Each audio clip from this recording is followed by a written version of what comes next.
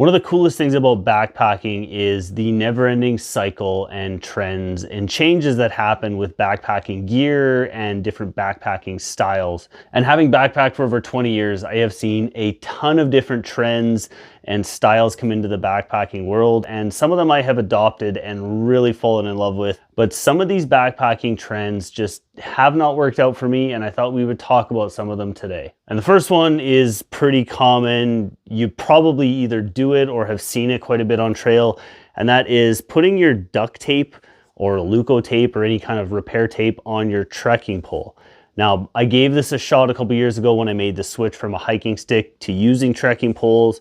You know, I had the wrap of duct tape around the top. I found for myself when it came to actually having to use that duct tape when I needed it, just, you know, being exposed to the elements and rain and weather and all that kind of stuff, the duct tape just did not work nearly as well as I was hoping it would have. And I just made the switch back to doing what I was doing before, and that is wrapping my duct tape and my Leuco tape around an old gift card or a business card. And I just stashed that in my first aid kit in its own Ziploc bag to keep it extra protected from the elements if I do need it. And yeah, this has always worked out for me. I never have to worry about my Leuco tape or my duct tape being ruined by the weather or the elements, and I know it's always going to work. Over the last couple years, sleeping quilts have become all the craze. If you have not got on board with using a sleeping quilt, I highly suggest you take a look into it. They're a lot lighter, they pack down smaller than a sleeping bag, so you're saving weight and bulk out of your backpack, and they're going to keep you just as warm. Now, most quilts, like my Alighten equipment here, have these little clips on them that you can either clip the quilt around and you can use it sleeping bag style if you want to, or you can use these clips to connect onto pad straps, and those go around your sleeping pad, and that just secures your quilt to your sleeping pad. Now, pad straps is something that has never really worked for me. Doesn't matter what brand of quilt, doesn't matter what style of straps, just pad straps on a sleeping quilt, like I said, have not worked out for me. I just crawl into my quilt, seal it up around my neck, and just kind of tuck it underneath me. I don't tend to toss and turn a whole lot when I'm sleeping, so you know, having the quilt shift underneath me is not really a big deal. And even when I do roll, I don't find that I get air gaps. That could be body style, body size. I'm a pretty narrow, slim guy. To the extent that it hasn't worked out for me, I actually don't even have pad straps anymore. I gave all my pad straps to Bo because he uses them all the time when we go to ground. I don't, so I had no reason to keep them. And like I said, I gave them away. Another trend when it comes to sleeping in the backcountry on a backpacking trip is inflatable pillows, and more specifically, kind of in the era we're in now, is these inflatable pillows with a strap on them. Much like pad straps on a quilt, I'm not a big fan of the strap on the pillow. I know I've talked about it before, but this is all we ever used to do in the past, is we would just take our spare shirt, stuff the pillow inside that, wrap it around our pad, and that always worked really well.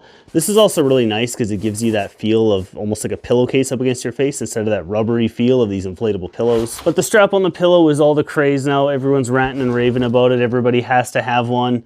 I've got a couple pillows with the straps, and I usually don't even take them. I usually just leave the strap at home. One thing that I really dislike about the pad strap in particular, and it's mostly since making the switch to a wider sleeping pad, I don't know if you can really tell or how well it's going to show up on camera here, but the strap here on this Trekology pillow on the wide Zen Bivy ultralight sleeping pad, it squeezes in on the end of the pad.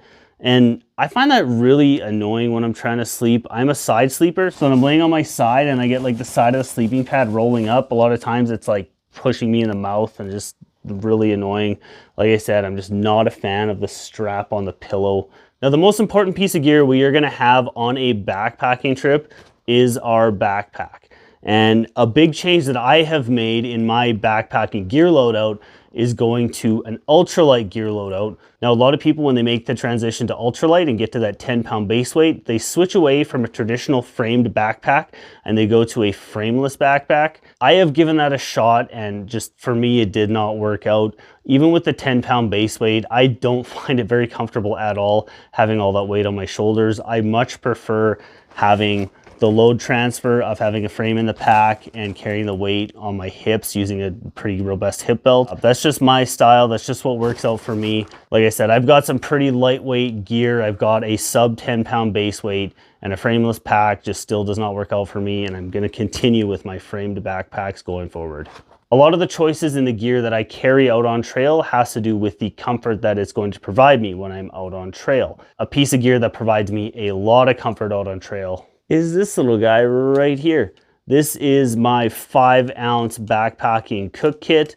The big reason this provides a ton of comfort for me, it's got a stove inside. One of the big trends in backpacking that I've unfortunately given a go to, and it didn't pan out for me. I kind of knew it wasn't going to, but I said I would give it a shot. I tried it.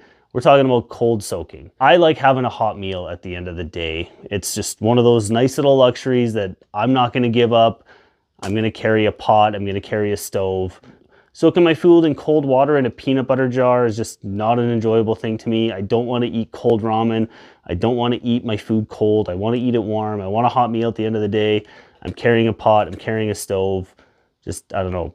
People who are into cold soaking, I think you guys are freaks. I don't really get it. Now, if there are any backpacking trends that you have followed throughout the years that you've tried, didn't really work out for you, let me know in the comment section down below. I love interacting with you guys.